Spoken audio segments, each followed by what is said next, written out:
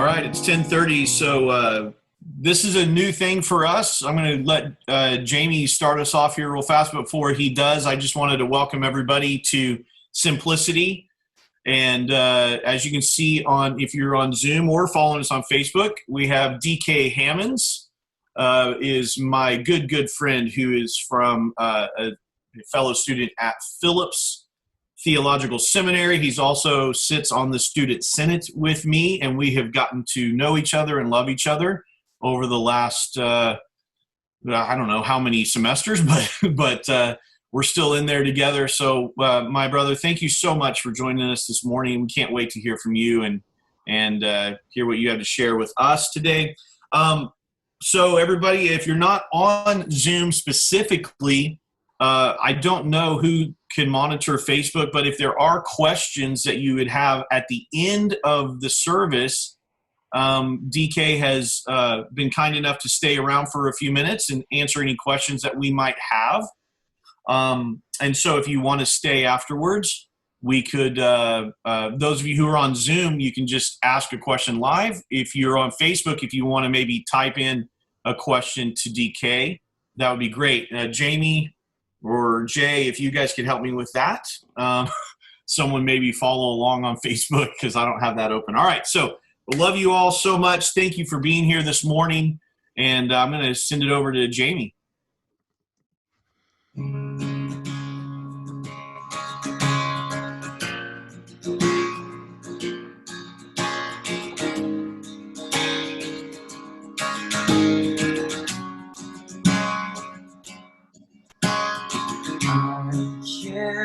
Comprehend your infinite, beautiful, and perfect love. Oh, I dreams of majesty, as brilliant as a billion stars. Okay, good morning, everybody. Can you hear me okay? Excellent. So I am welcoming everybody to Simplicity Church, and this is a little bit different. I thought it was weird on a stage, looking out at a camera, but being at home, looking out and talking in silence is even more strange. I can't hear Israel laughing. At least he gave me a little bit. So this is a little different. Bear with me. Yay, thank you, Israel. Stay on, would you? I've also managed to have so much coffee this morning that I've given myself the extreme shakes. You guys thought I was a little nuts before, so.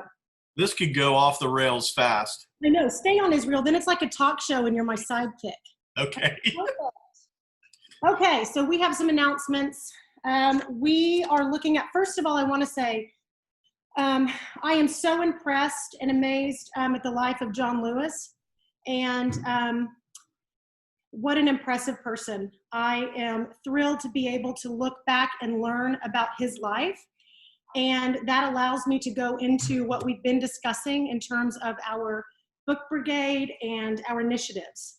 So first of all, I want to tell you with great excitement that and this is fancy right now, our Black Lives Matter, Every Kind of Bird, Black Lives Matter stickers and t-shirts are ready. You guys know we started Every Kind of Bird for LGBTQ plus community members, and we did that, what has that been, 2 years, 3 years? Oh, Israel's wearing it, thank you. And we wanted to do that for Black Lives Matter, so we have t-shirts coming for next Thursday. We have stickers now. Can you give us the prices real fast? Stickers are $5, t-shirts are $15. You can get both for $20. I highly recommend both. And the proceeds go to, I'm going to read it because it's really in depth. Proceeds go to an anti-racist and pro-reconciliation initiatives and education within Simplicity. That's a lot to say we're trying to learn. So if you want to get that, not only do you have a great t-shirt, you have a beautiful sticker, but you also are putting money towards the education for future projects. Also, with that being said, we just met with our book brigade. Oh wait, hang on. I'm gonna go techie, okay? This will make me look sophisticated because Jamie's always in charge of the technology in our place. Sometimes I can get tech savvy And so this is to help me look sophisticated. Those look like the glasses my dad used to wear in the 70s. I know, and they're not even real, you guys. They're just glass. So at our last book brigade, we just met this past, what day of the week was that? Thursday. Thursday. In the pandemic, and as a teacher in the summer, I don't know what day it is, we read When They Call You a Terrorist, and we just met and had a great, great discussion involving everything in this book. I challenge you guys to read the books that Lindy is putting forth for our Black Lives Matter and anti-racist initiatives, because it's okay to be uncomfortable and it's okay to not maybe agree with everything, but I don't know that it's okay to not be educated on the topics. So read. Yeah. And I've been listening to podcasts and reading, and like I say, when I garden, I listen to it. I have to do Audible, and then I cry and garden and work through all this, so it's really great. So the book coming up. It's kind of fun to watch. I know, he's like, that's garden again. And I just wanted to say, like Lindy, because of her job, she listens to all the books, and listening to a book counts as reading a book. I want to make that public service announcement. Jamie gave me a hard time on Thursday when I said I read the book, and he's like, that doesn't count as reading. He's literal, but that's fine. It does count. So I'm just saying. Now, here's my tech part. It counts. It counts? It does. Here's my techie part. The next book we're going to be reading is I'm Still Here, Black Dignity in a World Made for Whiteness by Austin Channing Brown. And see, here's my tech part. See, I can hold it up and you can see the cover because I do Audible. I'm already halfway through it. It's a great read. And once again, it's that education. Sound good? Yes? Okay. And that date, the date that we're going to discuss it is August 20th. August 20th. I have it written down, Israel. I was going to do it. Oh, I'm sorry. I'm just razzing. I need your I'm help. just trying to help co-host with you. That's right. I'm sorry. I apologize. So anyway, read that. And on August 20th, we'll get together and we will chat about the book. Let's make sure I have everything. Also, we're going to do a Zoom check-in. Let me find my date. Now, this is where I need you, Israel. I can't find it. Here we go. Wednesday, July 29th. At what time, Israel? 7 o'clock. 7 o'clock Zoom check-in. That's just for us to see your face. We need to see you. So check in with us. And we just want to, sometimes it's like we cry a little bit. And sometimes we crack up and sometimes it's both. So that's July 29th, Wednesday. Don't forget, we'll put this out in the newsletter. And finally, I want to throw one more thing out with my tech. Call her out. You know you're a dedicated grandmother when you put your grandcat's birthday on Facebook. So shout out to Simon, the cat, and shout out to Becky for being one of those grandmas who will even recognize her grandcats. Shout out to you, Becky and Simon. Happy birthday. Let's worship. And I've got one last one. Cam and Madison's anniversary is today. How long? Your anniversary. Is it 2, 3? What is it? I think it's one, isn't it? Yeah. It feels like it's been 10 years in the last. The pandemic has been about 14 years long. So other than that. So it's actually their 16th anniversary. Yes. So congratulations to Cam and Madison, and we love you. And I remember that wedding. Lindy sent me pictures of me dancing at the wedding a year ago, and it was embarrassing. Yep. You're a little embarrassing. Thank you. Let's worship.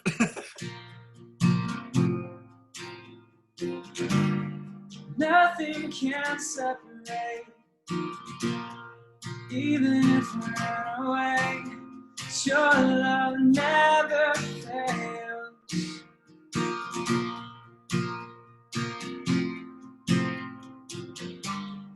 No, I'll still make mistakes. You have new mercies for me every day.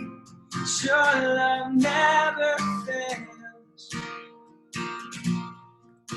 Thank you, Jamie. Thank you, my man. Appreciate that. I want to introduce to you very quickly because I want to let him have as much time as he wants and needs.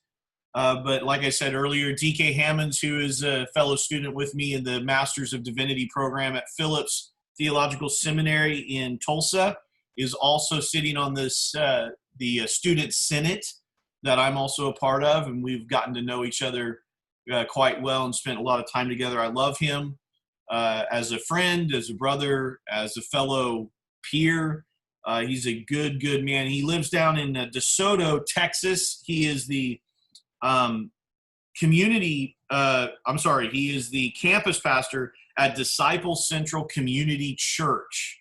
He also does IT work. He is the director of IT at, what is the place called? Fixed Repair LLC. Is that right?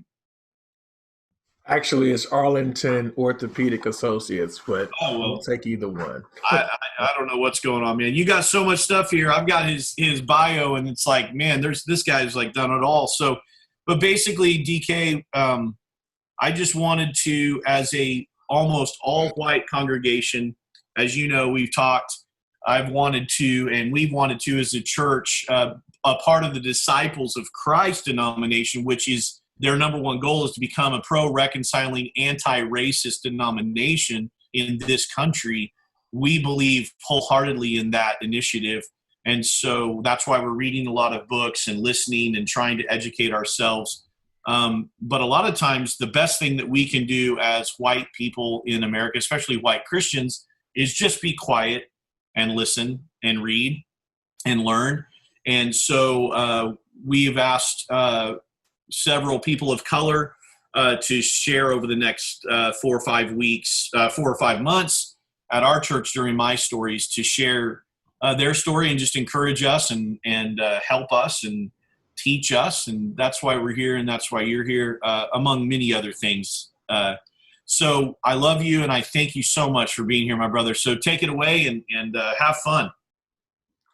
Well, thank you, Simplicity, for taking a risk and bringing me on to your church service. I know it had to be, Israel has been up all night, just worried about what I'm going to say. But to God be the glory anyway. I greet you in divine love from Disciple Central Community Church. My pastor is Marcus D. King.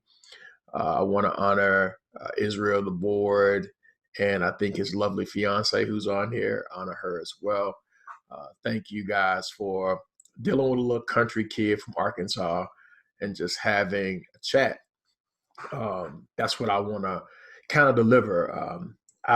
Israel, I struggled when you first asked me about what to say to God's people.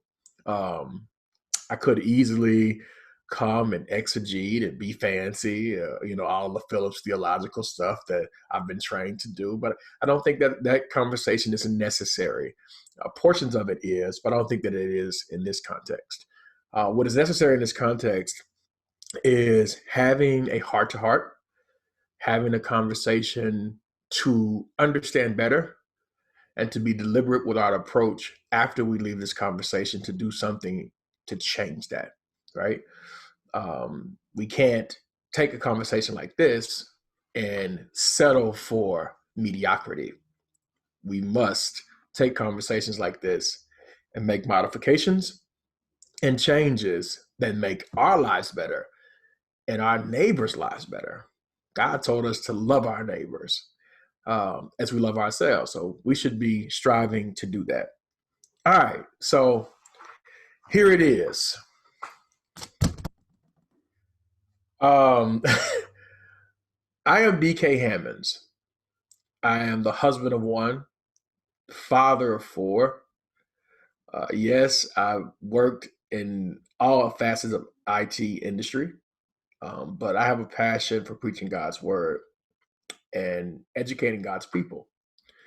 But I'm here to give you a lens of my life as a African-American, educated male in a world that looks at my skin tones as weapons. That's what I'm here to do. And so I hope that doesn't offend, but it's challenging because this is what I have to live with every single day I wake up. And it brings me to a story that I want to share, and then I'll get into kind of some points that God kind of gave me to share with you. Being from Little Rock, my mother, her name is Alice. Her mother name's Annie.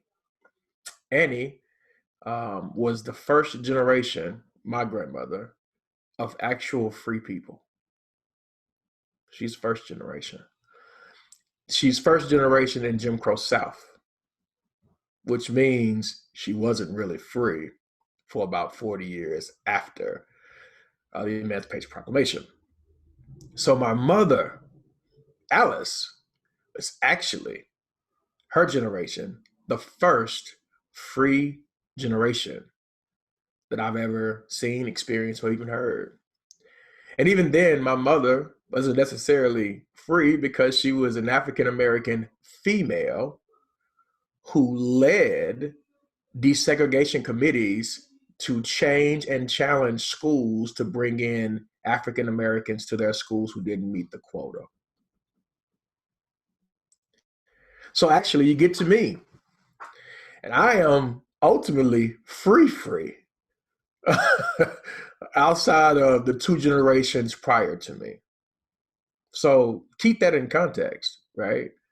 I am two generations removed from freedom. Two. My mother is only in her early 60s. Two generations of freedom. And so with that thought pattern, you would think that somebody like me would always be, as James Baldwin calls it, at a place of rage. But actually, that is only one part of my life where there's a place of rage. But I think we have to think about what Brother Baldwin was saying. He was saying, oftentimes African Americans are at a place of rage because what's happening around them on a continual basis. What's happening around my community that brings them into this place of rage. And he goes on to say in this interview, this place of rage comes from oversimplification of African Americans' issues. Oversimplification of African Americans' issues. And he says, being Black and conscious is a state of rage almost all the time. We use these words because we want to oversimplify the issues that are happening in the community. So let me throw a couple of issues out there. I think you've already did a great job of recognizing Brother John Lewis, who has passed away, who was at the forefront of change when it comes to the rights of African American people. C.T. Vivian, another voter guy at the forefront of African American change and voting. This is even before we get to the great brother, Dr. Martin Luther King. We must stop by Baynard Rustin's house, who was a person who drove the boycott to Washington, D.C. The speech that Martin Luther King actually gave was a speech that he gave in Detroit. That was his second time giving that speech. It was at the hands of Brother Baynard Rustin, who, my friends, is a queer individual at the forefront of the struggle. That is the tension, not necessarily rage, it is the tension that African Americans live in. We live in faith, but there's also this place of fear. We live in joy, but we also live in a place of injustice. We live in a world where African Americans are not, even in our constitutions, even in our old records, are not received as full individuals. And yet, we still treat people right and whole and just.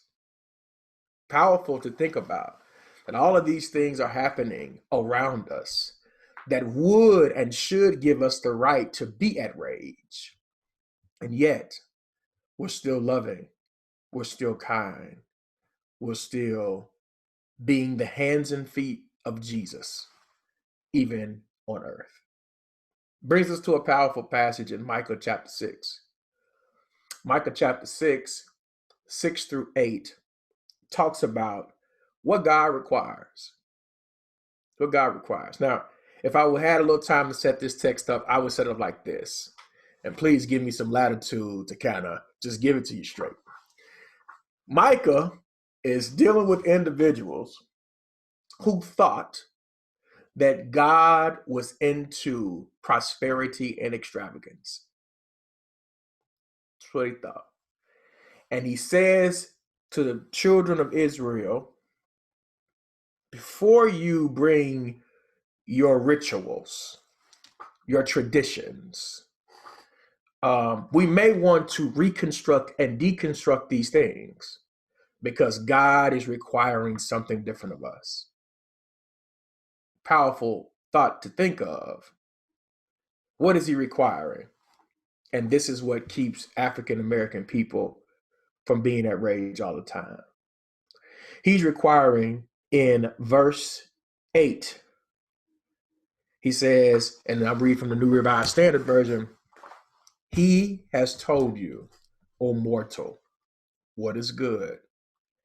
And what does the Lord require of you? But to do justice and love and kindness, and to walk humbly with your God.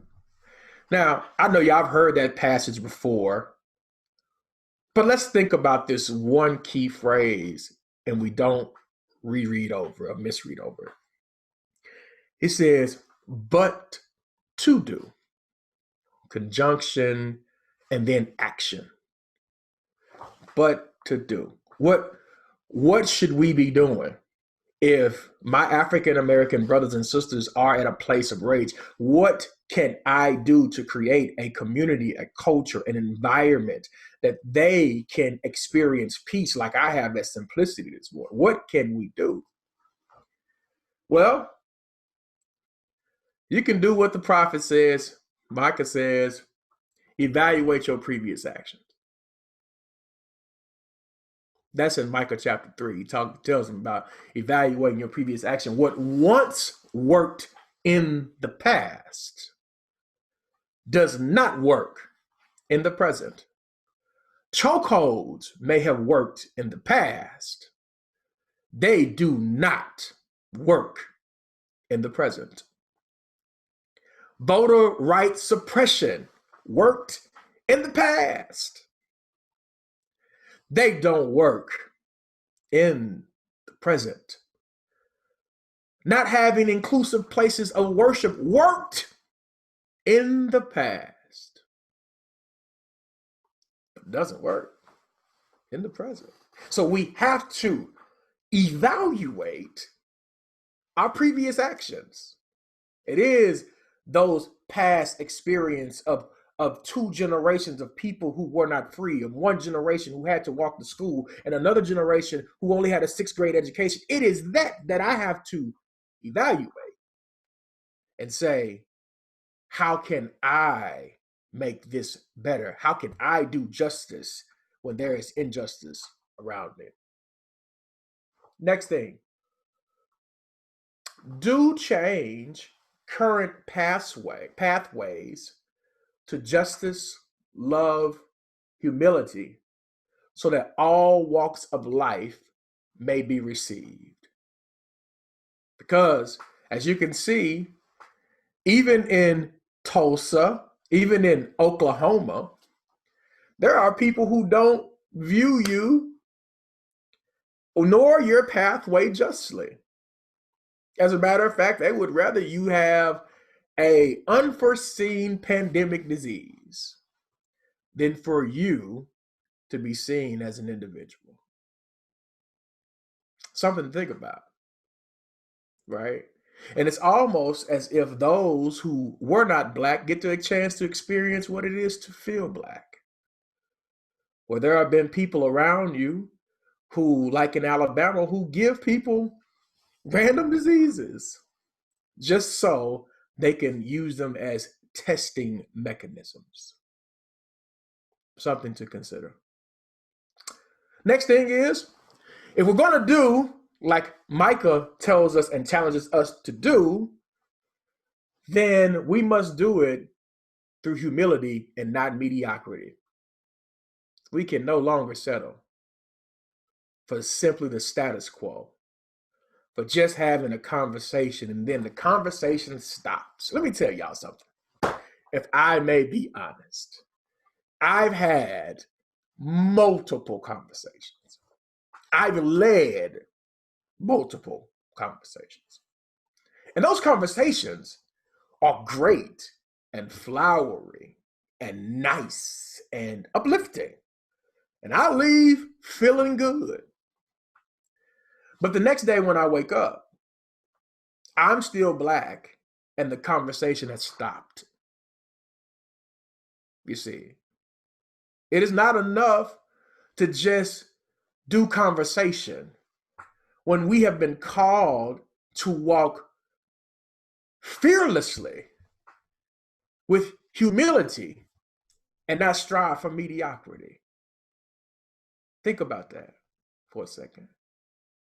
Have I been walking in a way that's just not performative, but transformative? Or have I simply been giving everybody what the children of Israel were doing, extravagant gifts, because I really want you to shut up so I can be comfortable in my skin?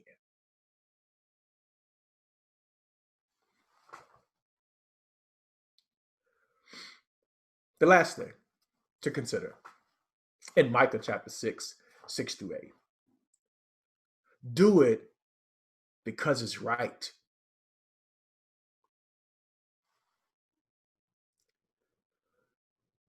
You didn't ask to be white, and I didn't ask to be Black. But guess what? I'm willing to go to bat for you because it's right. I'm willing to stand with you because it's right. I'm not willing to let people mistreat you because it's right. I want you to have equal rights like I do because it's right. And as John Lewis would say, if it is wrong, then we have a right and mandate to fix it. And find the good trouble that we so often try to run from. It's not a season to be white and scary. This is a season to be white and courageous and stand up and do justice for your brothers and sisters who are either in America or at the gate trying to get into America. We have a responsibility to do that. And so then we talk about the intersectionality of all of this, right? Intersectionality of being Black yet oversimplified. We're very complex people. We add so much to the culture. We love everybody. And yet the only thing that we desire is to experience the same love that we give. In most cases. Some people will say we want reparations. I think we're due that in some cases to balance out the playing field because it has been so imbalanced for so long. But let's lift this up. We must challenge intersection that's rooted in oppression, supremacy of religion, nationalism, capitalism, and simply not listening nor wanting to be a part of change. We must challenge that. This is what Micah is telling us to challenge. He showed us how to do it, but now we get an opportunity to experience what we need to be challenging. And so, as an African-American male, I go to a DOC church. And so I get a chance to experience all walks of life all the time. It's one of the reasons why I chose Phillips. I could have gone to TCU. I could have gone to Bright. I could have gone to Baylor. And I had opportunities to do that. But I was looking for an experience that looked like heaven.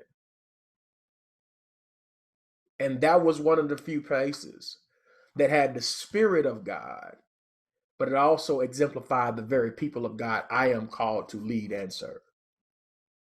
Right?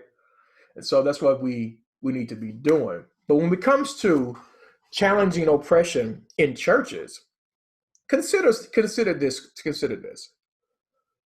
A church is not really multicultural until they add other cultures.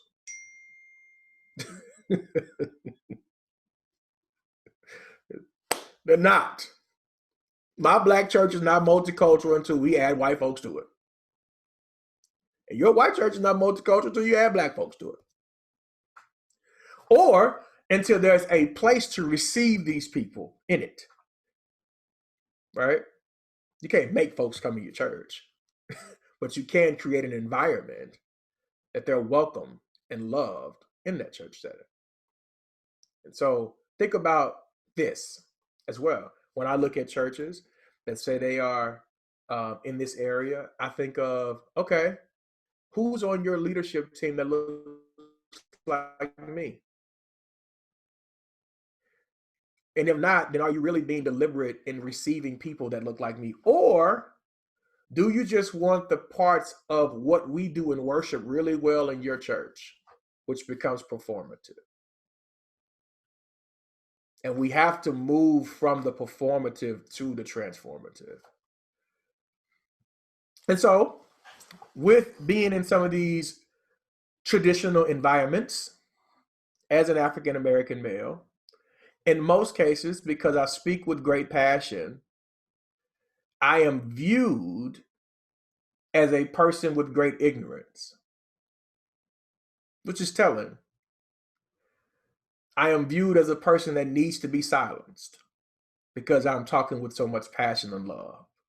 Now, these are in traditional environments. I am viewed as a person who, yes, he gets it, but I don't think we should put him up or deal with him because there may be backlash as a result of me telling my truth.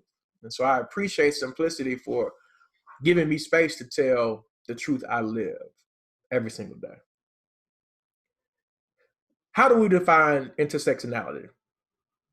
The interconnected nature of social categorizations such as race, class, gender, as they apply to a given individual or group, regarded as creating overlapping independent systems of discrimination and disadvantages.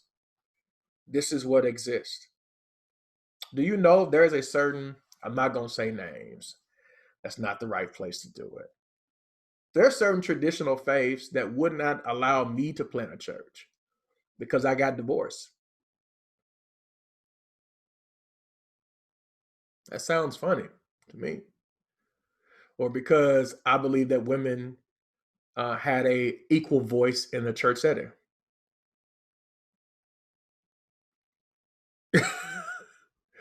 You know, when we go back and look at the stories in Luke chapter 24, women were included on the road to Erasmus. While Peter was confused, women had a very clear depiction on who rose from the dead. Indeed. And think about that story too. On this road, when you're walking and you get a chance to hear the voice of God, experience his presence, but you don't even recognize him. Even though he kind of didn't avail himself at first, you don't recognize him. Now, you would think that somebody who you walk so close with, you would recognize at least their voice. But it wasn't until they did community that they recognized that the very man that they were passionate about had came to sup with them and do life with them. And so we have to create that type of community above this oppressive nature that we want to do life. We want to build relationships. We want to do this thing right, even though we may have been trained to do it a different way. And so a believer is always building, they're constructing, they're deconstructing, or they're in demolition of these said belief systems. And I'm almost done and out of your way. I'm sorry to bore you guys so much. But you've been a great crowd. Dude, you are killing it. So Here's the last thing. take your time. Intersectionality prompts a question. And this comes from a book from Phillips, and I will post that link a little later. In what ways is what I'm doing helping to build up the kingdom of God realm of love and justice here and now? Here's the second question to think about as we end our time. Also, what seat at the table will I create for all walks of life to be embraced and recognized equally? You see, there's a lot of tables that I can't sit at, people of God. And I recognize that. But there are a lot of tables you get to sit at. And sometimes your responsibility is to occupy the seat, but also save the seat next to you. Please consider those questions and what has been shared with you today. I thank you guys for listening openly and honestly. And I hope you've been challenged. I hope you don't feel attacked, because that's not what this is. But I hope you feel loved. And I hope you feel the Spirit of God in justice, in mercy, as we do it humbly. Thank you. For offering today, I always say thank you to everyone who gives what they give financially, because it's what it takes to run anything. But also, I want to say thank you for not just your gifts financially, but your time in diving into the topics that we study that are tough and hard to swallow. John Lewis has been an interesting person for me lately, because it is the idea that you can proclaim you will peacefully stand up for something by sitting down with his sit-ins, and still he is met with great violence. And I started listening to a podcast when John Lewis went to march in Selma. There was another man, Reverend Reeb, and I listened to a podcast about his life. And the reason it was interesting to me is because Reverend Reeb was white.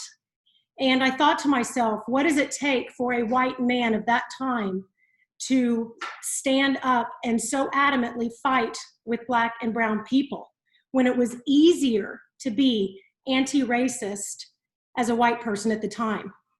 What Reverend Reeb did was not easy, but he knew he needed to. And as a result, he died.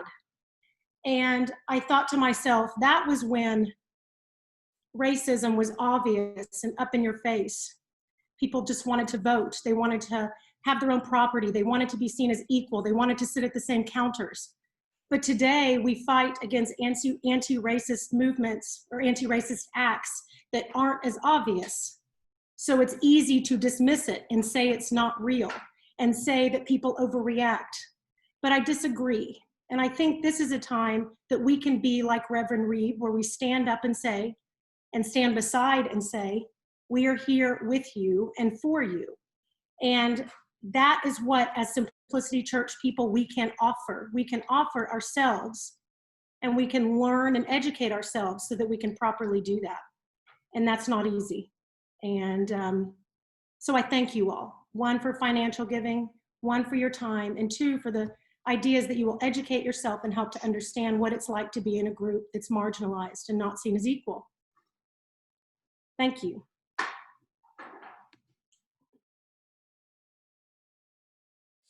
Hey, DK, thank you for your words. I was telling Becky at the end when you were saying, you know, I hope you don't feel attacked. And in my mind, I'm thinking, why would anybody feel attacked for a man sharing his experience of his everyday life and in an articulate manner? And I just want to say thank you. And I can't see how people would feel attacked from that, but you know, That's me. I agree with everything you're saying. And the challenge that I see that we're all here, obviously, because we have some sense of a need to include people, and that there is injustice in this world that is unacceptable. And I've asked this of other people of color that have spoke with us or that I've had conversations with. And I understand that the things we can do as individuals. And I think most of us do those things in terms of being inclusive and holding dear in our hearts that all people should have the same opportunities and the same relative outcomes. But there seems to be systemic issues that prevent that from happening. You look at the numbers, and systemically, African Americans, people of color, come out on the lower end of the scale. And it's not because there's anything wrong with being Black or being Hispanic. There's something systemically wrong. And what is it that, if we could do one thing today or one thing this year or this month, what is it that you see that we could do as individuals coming together and working together to address that inequity of outcomes? Because it's not the raw materials. It's not. We have fantastically intelligent people, regardless of their color or their ethnic origin. And I'm just wondering, what are your thoughts on that? Because I want to focus on where I can have the greatest impact.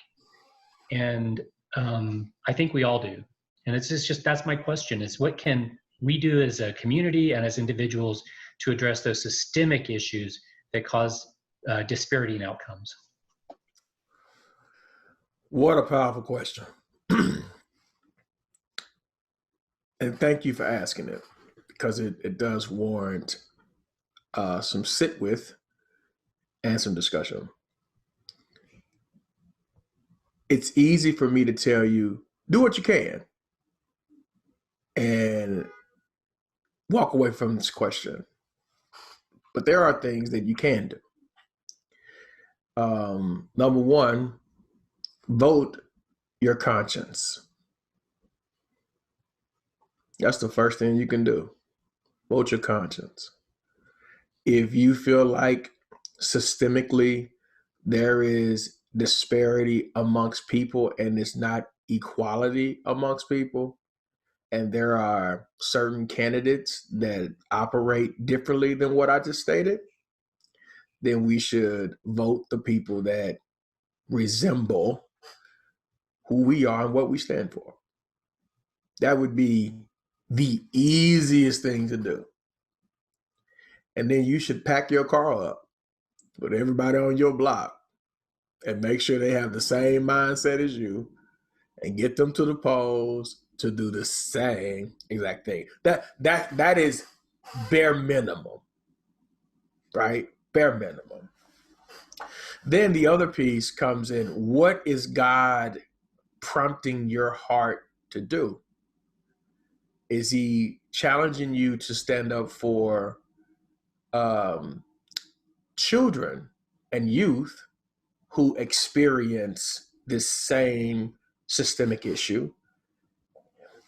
And how do you challenge that? Well, you become a part of the PTA, you run for school board, you do all of these things to be a part of the change, right? That's short term. Mid-grade short term. Long term, I would say there needs to be not just lip service, but Freddie Haynes would say there needs to be some do-you-luya for your hallelujah.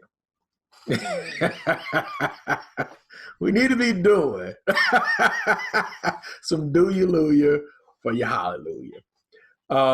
And in church, that's another place that systemically you would see a lack of representation for African American people of all sorts.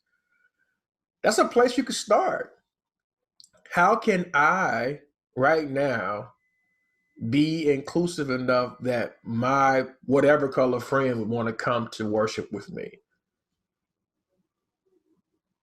And those are just suggestions. But the last thing I would ask for you to do, brother, is pray about where God is leading you to stand up in. Because it's easy for me to offer these suggestions, but God may be taking you a whole different direction. And we want to be doing what God told us we need to be doing. And so take those suggestions, think about them, but most importantly, pray about the direction in which God is leading you to challenge. Go to that place and challenge and bring your warm-hearted spirit, kind words, and be radical for Christ and change the generation that you can change. Because I'm sure there are some coffee side conversations. I was just in a coffee shop the other day, and this coffee shop, there's a guy that comes in, he wears a Trump hat every single time I see him. Now, I could easily pull over and talk to him and have a conversation with him, but that's his right if he wants to wear that hat. But if he wants to have a conversation, I'm definitely open to doing that. So that's another place that you can just have the conversations, the hard ones, not the little soft bats, the little chips, little 4-iron hits. No, sir. Let's have some hard conversations, and then let's have some action behind that. And so that's how I would address that, brother. Hey, thank you, DK. I appreciate that. My pleasure.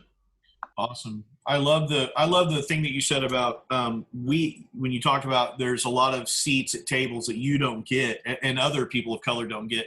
And you said, but you get seats at tables. You say, why don't you save a seat for somebody else that doesn't look like you? And I think now that is a metaphor, right? So there's some action, there's some doalluia behind that. that is a statement. That's a great bumper sticker. Right? Save a seat next to you. But what does that mean? So I'm just going to say something real fast. I sit behind a sacred desk every Sunday and I preach, and I have a leadership role. I am the pastor of a church. Mm-hmm. Well, what I'm doing over the next 5 months is I am taking the My Story times and I'm saying only people of color are going to share on those weeks. People that are outside of our community and people inside of our community. And so that's a way to save a seat. Now, we are a white church. I understand that. But the only way that anyone of color or anyone that's in the LGBTQ or that feels in a marginalized group is going to be feel comfortable around us is if they see or hear someone that looks and sounds like them and has a similar experience. So part of what I'm doing, and I am literally so far from being perfect in this, but what I know is I know in my little space, I can give up a Sunday every month.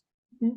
And that is saving a seat for someone who does not look like me and does not have my lived experience. So that's just one practical thing. So I loved what you just said there, DK, because I know, John, you have lots of different areas of influence and spheres, and I know you'll figure that out, but that was good. Anyone else have a question? Yeah, we have a question from Lindsay Moore on Facebook.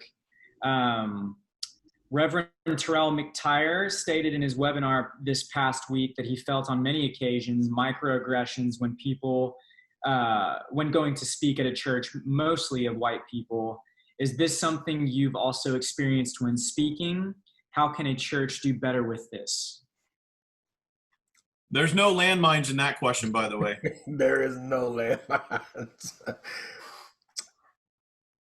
Let me see if I can do it like this. This is probably my third experience.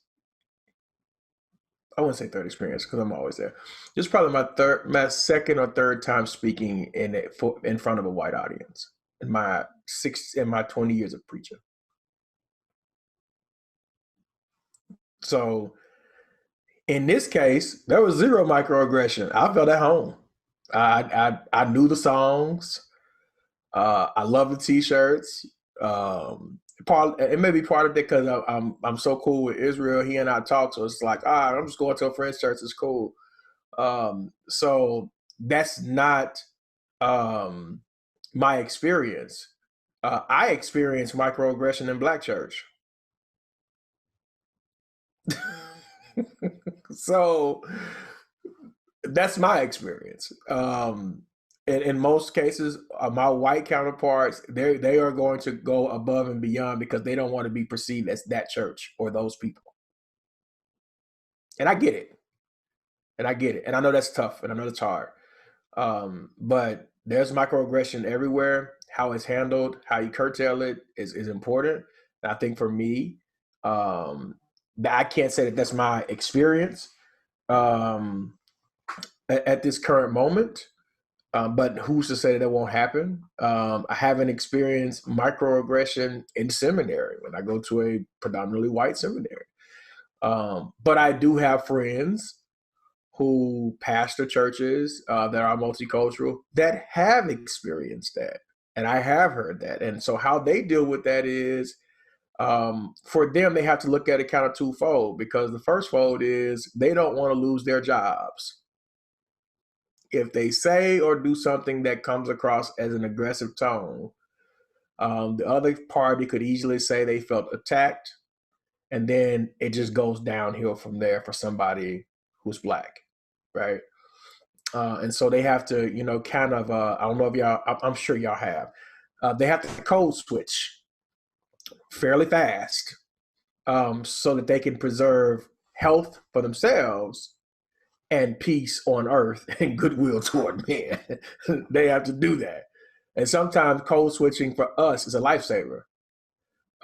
It's draining, to be honest with you, because it's almost like you can't be yourself. You have to kind of switch it on. But code switching for us can potentially save our lives. Hey, DK, just in case there's anyone that's listening today that doesn't understand code switching, could you just do a little bit of help us? Yeah.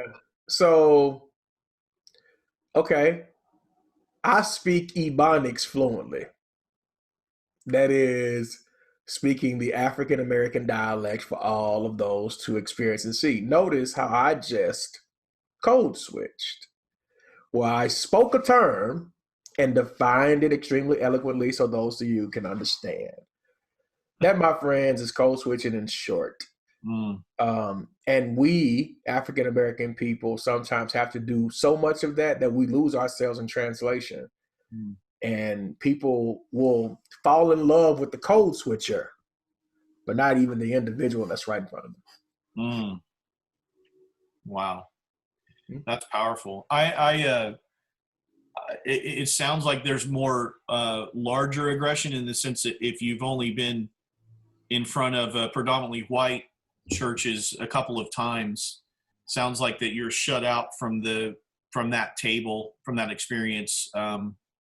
It's not a microaggression; it's a larger aggression. It's like you're not even been welcomed many times, and so that's. I mean, there's so much work to be done on all levels of aggression. Any other questions that we have? Anyone else? Adam.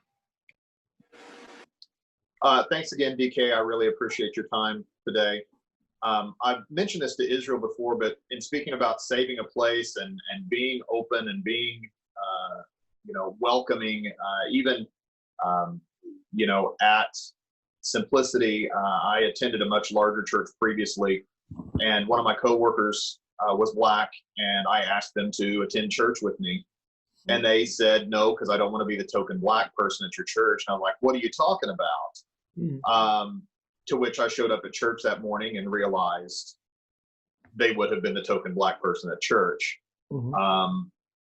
How do we, and I realize in our community we are a little bit more diverse than even that church, but how do we circumvent that type of situation and conversation when we are trying to invite and to save that seat? Okay, good question, brother. I would say, me personally, I enjoy going to different diasporas and experiences. It's just something I've always grew up in, so I'm comfortable with that. But for those who may be outside in terms of evangelism and outreach, how can we be more intentional about reaching the lost? And I think that's the most important piece. We have to stop looking at the lost as just a greenback or a person with white skin tone. The lost is everybody. And so programming, church, verbiage, worship should be a style that everybody can kind of get in the groove with. Okay, so there are probably some traditional churches that I wouldn't feel comfortable in because it's like I don't know the songs. Y'all may not be able to clap on beat, which is kind of gonna bother me a little bit. You know what I'm saying? And then when I hear the word, it feels like the preacher is speaking over me, side me, but not directly to the systemic issue that I have. And so that, my friend, starts from the pulpit to the pew, that we have to use just language that is inclusive of all people. And we have to provide an atmosphere that when a Black person shows up, they like, man, that felt like home. And that's the experience that you want to have. Like today, I showed up, I was like, oh, my man playing the guitar. I know all of these songs. Let's go. I'm ready. I knew them all. Why? Because as much as I don't want to be perceived as the token Black person, I equally don't want to make you feel uncomfortable by not at least knowing about your culture as well and how to do worship like you do it. Black people know how to do that. We've been trained to do that. Does everybody else have that same mindset as well? Is the problem. So that's how you can move from just a person being a token. Hey, I'm going to invite you, and that's going to be the end of it. Hey, check us out online, whatever the case may be. And here's another thing I think that's equally important. When people see you, what Jesus do they see? That's important. Do they see, weaponized Jesus? Or do they see the hands and feet of Jesus in you, where it's like, hey, man, it's undeniable. That guy loves God, and whatever church he goes to, take me there now. Make sense? Another long answer, but want to make sure it's good. Thank you very much. No problem.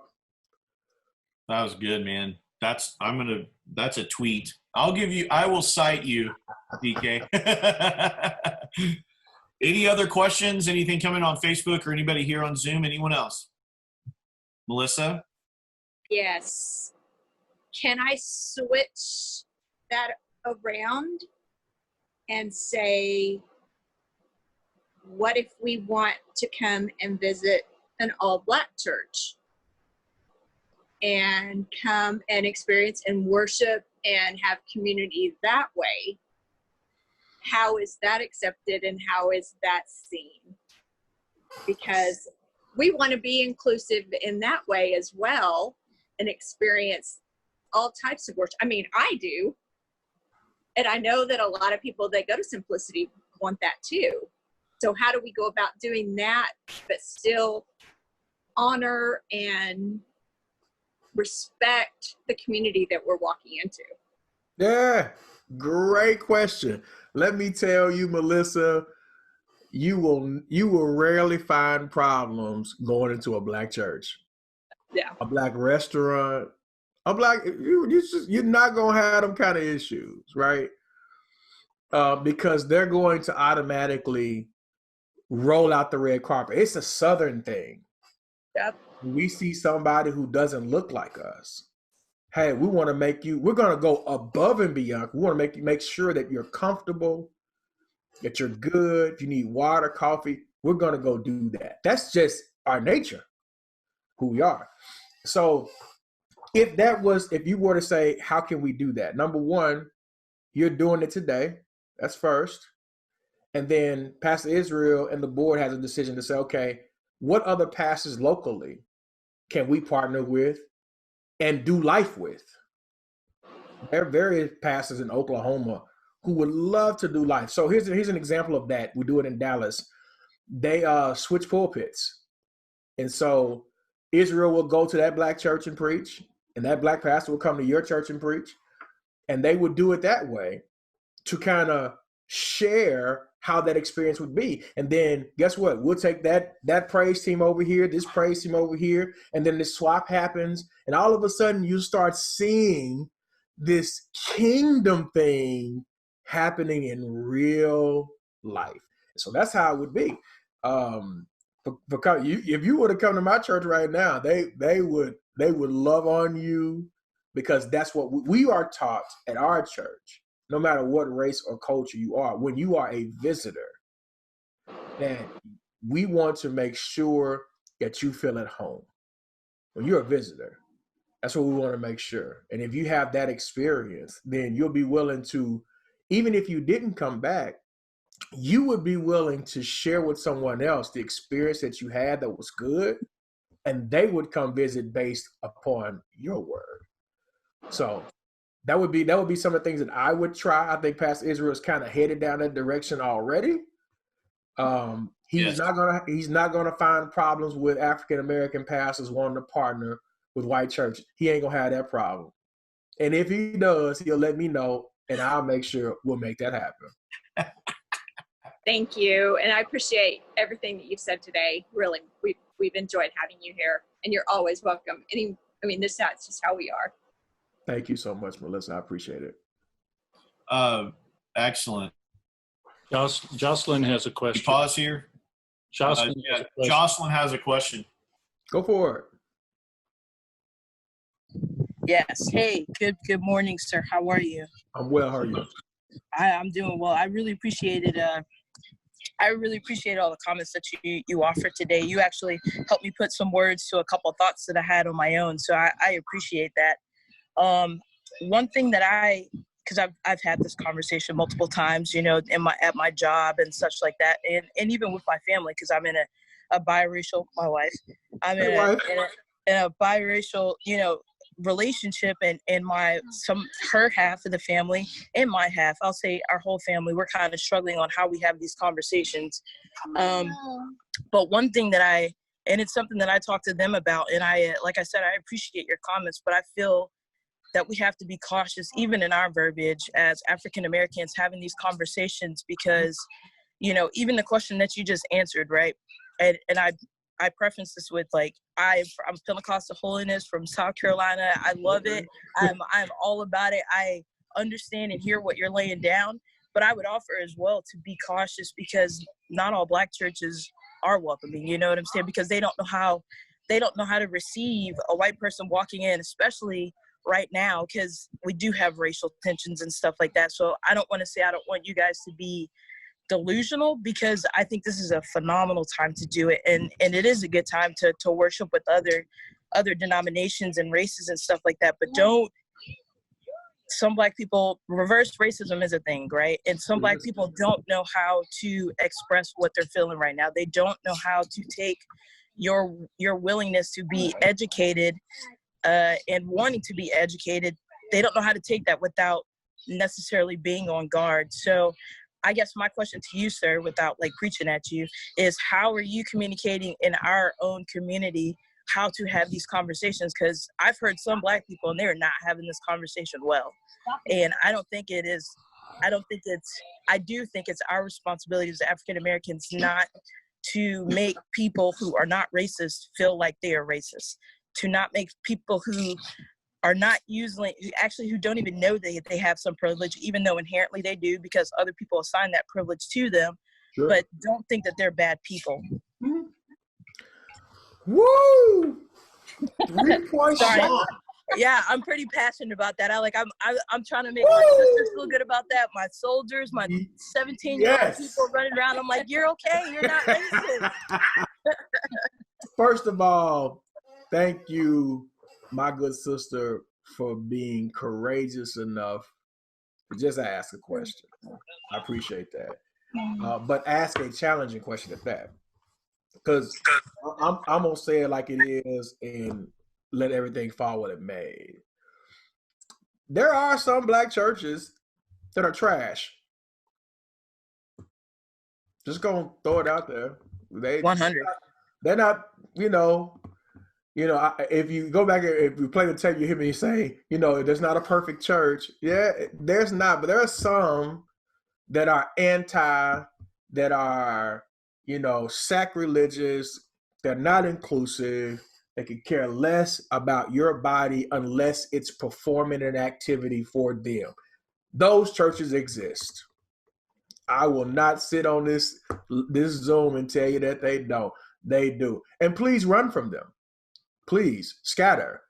Please get away from those types of churches and type of thinking that's clouding and maneuvering and manipulating. So I have this term that I say, and I'm gonna give it to y'all for free, and you can quote me again. Manipulation plus distortion equals control. And you will see that happen sometimes in Black churches where people look like they are under a spell.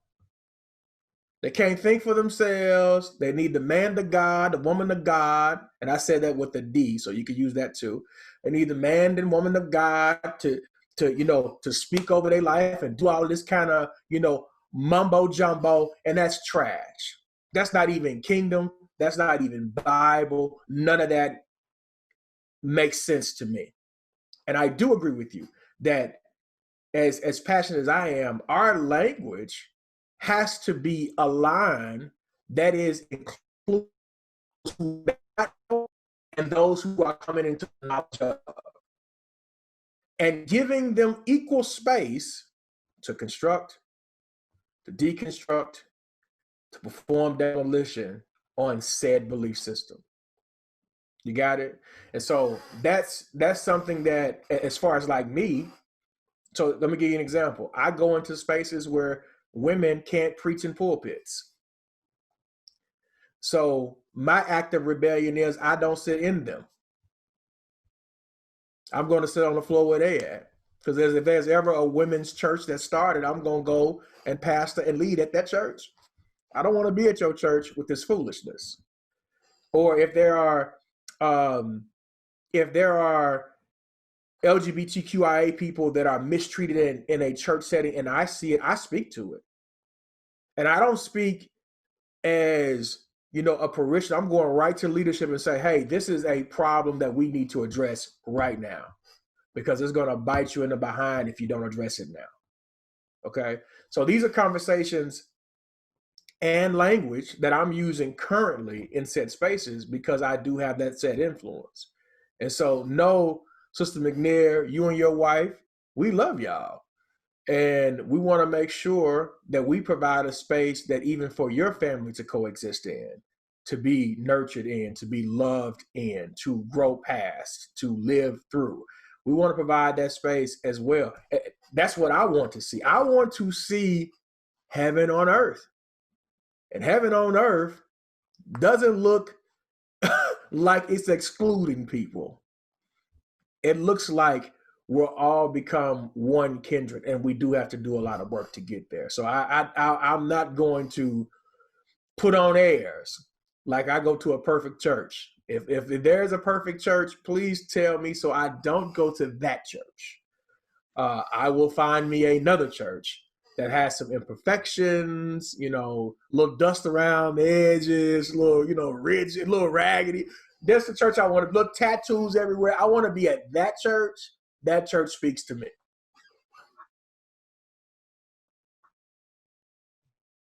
Excellent. I can appreciate that. I can appreciate that wholeheartedly. Thank you for that answer. No problem. Thank you, Jocelyn. Thanks for that question. That was awesome. Anyone else? We got a few more minutes. Anyone else has a question? Anything on Facebook, Jamie? Not right now. No, there's some conversation, but Right. not any additional questions at the moment. I just had a quick question for you, DK. You mentioned the man that helped. Baynard Rustin? And you said he was a queer man? He was. What's his name? Baynard Rustin. Okay. I've heard that name, but I didn't pick it up when you said that right There's a great special PBS, KEVN, something like that, that talks about the life work that he did for the bus protest to get people to Washington, D.C., to set Martin Luther King up where he had that amount of people, that amount of power and influence to speak to those people. That was at the hands of people like Brother Lewis, as well as the person who constructed it, Baynard Rustin. Yes. Excellent. Thank you, sir. Yes, sir. Yeah, Jamie. We have a question. People are extremely uncomfortable talking about the Black Lives Matter movement, and when you support that movement, you're labeled anti-police. As a Christian, can we as a church move forward on a level ground? Sure. Brilliant answer. Brilliant answer. Absolutely. Let me tell you something. Being Black Lives Matter doesn't mean anti-white or anti-police. Let's really get to the crux of it. I'm going to sum it up very shortly, very, very, very eloquent, like this. Black Lives matters because at the hands of people of power, people of color are dying. And it just ain't black people. We got people down here being caged as well that are equally dying. But we don't see them on TV.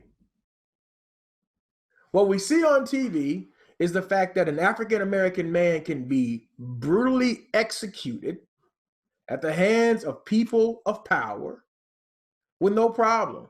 So I have, not to say I got family that's police, doesn't matter. I love police officers, but I hate the way that they use their power and influence. And I also dislike how they take up for people in said spheres and not speak the truth about those problems as well, because they protect those same people. So you're not anti-police. We do need police. Now, we don't need police. I was riding through a neighborhood in the suburbs where I live, and there was a tank sitting at a police ground. And I'm asking myself, for what? For a tank to sit at the ground of police when your job is to protect and serve, not to protect and militarize. They're two different things.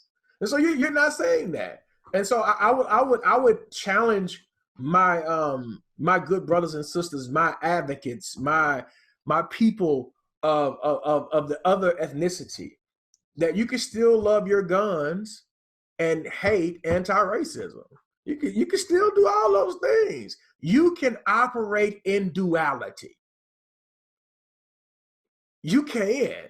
The dichotomy of being you could be mind, body, soul. You are operating in these spaces all the time. So it's very easy to do that. So I would say, yes, you can support Black Lives Matter, and you should support Black Lives Matter. All Black lives should matter to you. Support them all, okay? And you can do that without putting the police at harm's way. I don't know where that tension even exists, other than it's been weaponized to be anti-this. You know, I don't know. I just don't. So I'm praying for police, but I'm also praying that police will understand that the lives of African American people do matter, and we shouldn't kill them at will. And then let me give you this number, and I'll be off this topic because I could be here all day. Here's a number for you. On an average, when an African American is killed by police at any time, the most money that they would receive for a Black death, a family, is an average of about $2 to $5 million for one Black death. If you broke that down to Dallas people per capita, that's about $51 a person. Now think about that. If Black lives really mattered, then the money should suggest they do. The money never does. Here's another example of that. If you go back to Minnesota, a Black police officer murdered a white woman, murdered her, killed her, right? She received $20 million. I think it's 12 to 20. It's one of those numbers at that death, and it went away. So consider that we love the police, but it seems like we don't get equal justice from the police that the police want to give to us. You don't need a whole bunch of money for you don't need a whole bunch of money for all this kind of stuff that you got. Man, we want you to simply protect and serve our communities at a very high level and be accountable for the actions that you have when they go against the very oath that you took. Yes. And DK, I think if I'm thinking of the Black officer that killed the white woman, he also was immediately fired, tried, and he's in prison now for 35 years? Yes, correct. So the disparity between when a white officer or a non-Black officer kills a person of color, many times they might just get administrative leave. I mean, they're not even fired. So you see the disparities on those stories, it's just amazing because it's not equal at all. I would like to also add the name of Breonna Taylor in Louisville, Kentucky right now. Yeah. It was a knock warrant. The police went to the wrong house. Yeah, and they arrested the boyfriend. Wrong house. Murdered Breonna at her home. And the only police officer, he got terminated. He's kicking it in Florida, having a good time, not even being called to justice. When this is obviously a problem. You don't walk in someone's house. In Texas, you don't walk in somebody's house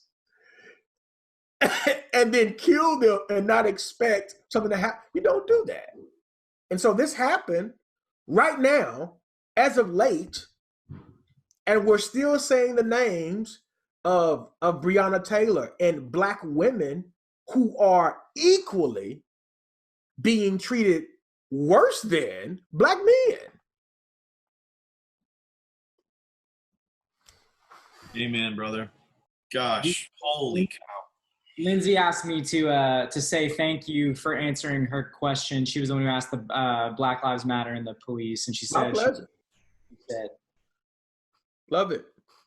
All right. Well, it's just a little bit after 12. I'm going to go ahead and let everybody hang out. Thank you so much, DK, for coming today. Please come back. We will definitely. Here's my commitment, and I want you to call me on it since we will see each other. I was impacted by what you said, that we have these conversations and then the conversations end. And you're like, man, I felt good. I felt like, man, we're getting somewhere. And then nothing ever happens after the conversation. And I want to commit that as Simplicity, we will do our best to absolutely let this be a starting point, not an ending point. And you can hold us to that accountable. And I would love for you to come back later, some months down the road, and you can ask us point blank, what have we been doing? What are those doulalluyas that we put to our hallelujahs? That's right. and what are we doing? How are we saving seats, and how are we entering into the hard conversations? How are we deconstructing said beliefs and reconstructing them in the form of the kingdom of God? So I love you very much, my brother. Thank you so much. And everyone else, thank you for being here. And those of you on Facebook, thank you. And I hope if you're watching this down the road later that this will have meant a lot to you, and it will help us to, like I said, have a little springboard starting point to learning more, listening more, and then ultimately doing more. I love all of you. Grace and peace to each and every one of you.